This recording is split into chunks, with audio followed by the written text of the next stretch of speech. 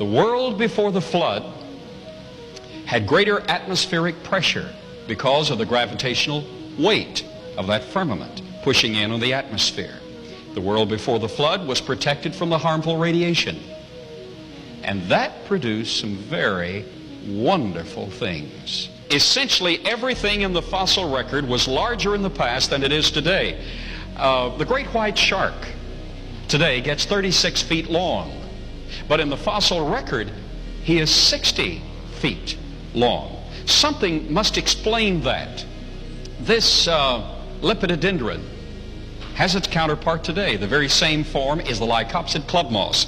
It gets 16 inches tall at best. But in the fossil record, that very same plant is 150 feet tall.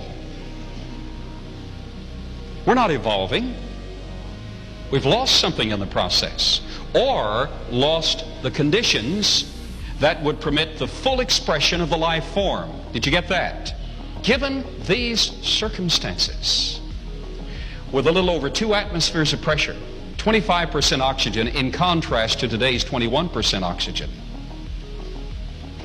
the brain from conception on would be hyperoxygenated. Not to the point of toxicity. This is the perfect level, a little over 2 atmospheres of pressure, 25% oxygen. In the fetal formation of the brain, it would be enlarged to begin with.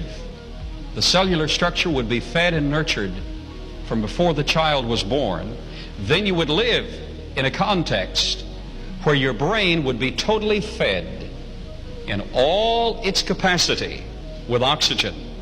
That means that every person sitting in this audience, if you were to live under these conditions and having been born under those conditions,